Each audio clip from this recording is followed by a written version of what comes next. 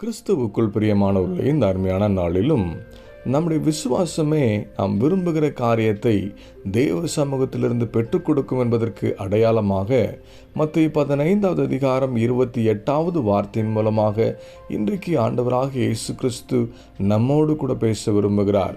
வேத வார்த்தை இப்படியாக சொல்கிறது: இயேசு அவளுக்கு பிரதியுத்தரமாக, ஸ்திரீயே, உன் விசுவாசம் பெரிது, நீ விரும்புகிறபடி உனக்கு ஆக கடவது என்றார்.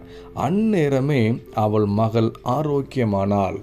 கானானிய பெண்ணொருத்தின் மகள் பிசாசுப்படினால கொடிய வேதனைப்படுகிற பொழுது இயேசு கிறிஸ்துவினிடத்தில் எப்படியாவது விடுதலை பெற்று சுகத்தை அனுபவிக்க வேண்டும் என்று சொல்லி வாஞ்சித்து வந்த அவளுக்கோ வார்த்தை வெளிப்படலை.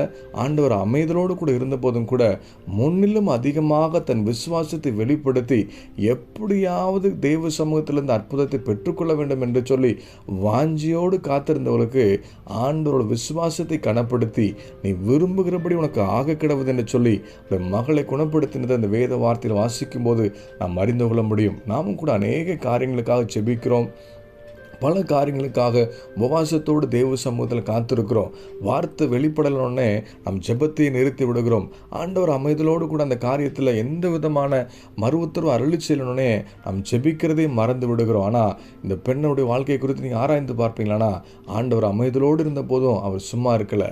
ஆண்டோடைய வார்த்தை அவளுக்கு வெளிப்படலைனாலும் கூட இன்னும் அதிகமாக தன் விசுவாசத்தை வெளிப்படுத்த நிமித்தமாக அவள் விரும்புகிற ஆசீர்வாதத்தை, விரும்புகிற விடுதலையை தன் மகள் வாழ்க்கையில் பெற்றுக்கொண்டதை வேதம் சுட்டி காண்பிக்கிறது. நாமும் கூட அப்படிப்பட்ட விசுவாச வாழ்க்கையை வெளிப்படுத்துவோம். ஆனால் தேவ சமூகத்தில் நமக்கும் நாம் விரும்புகிற காரியத்தை பெற்றுக்கொள்ளும்படியாக தேவன் கிருபை அருளி செய்வார் என்பதில் எந்த மாற்றமே இல்லை. நீங்கள் எந்த காரியத்துக்காக விரும்பி ஜெபித்து கொண்டு இருக்கிறீங்க, அந்த காரியத்தில் இன்னும் அதிகமாக விசுவாசத்தை வெளிப்படுத்தி கர்த்தருடைய வார்த்தை பெற்றுக்கொள்ளுகிற வரைக்கும் விடாதபடிக்கு ஜெபிக்க உங்களை அர்ப்பணிங்க.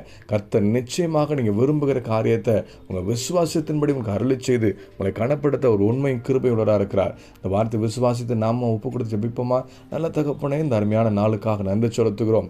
எங்கள் விசுவாசத்தை பெருக பண்ணி நாங்கள் விரும்புகிற காரியத்தை எங்கள் அருளி செய்கிற அன்புக்காக நன்றி செலுத்துகிறோம். இந்த கானானிய பெண்ணை போல ஆண்டவரே, வார்த்தை வெளிப்படுகிற வரைக்கும் ஆண்டவரே, நாங்கள் பெற்றுக்கொள்கிற ஆசீர்வாதத்தை சுதந்திரிக்கிற வரைக்கும் தொடர்ந்து எங்கள் விசுவாசத்தை வெளிப்படுத்தி விசுவாசத்தில் வேரூன்றி வளர்ந்து நாங்கள் விரும்புகிற வேண்டுகிற நன்மைகளை பெற்று சாட்சியை வாழ உதவி செய்யுங்க. இந்த வார்த்தை விசுவாசி ஜெபிக்கிற பிள்ளைங்க வாழ்க்கையில் இன்றைக்கு ஒரு அற்புதம் நடக்கட்டும். விரும்புகிற காரியத்தில் கர்த்தர் நன்மை வாய்க்க பண்ணுங்க, சாட்சியை நிறுத்துங்க. இயேசு நாமத்தில் ஜெபிக்கிறோம் நல்ல அருமை பிதாவே, ஆமேன்.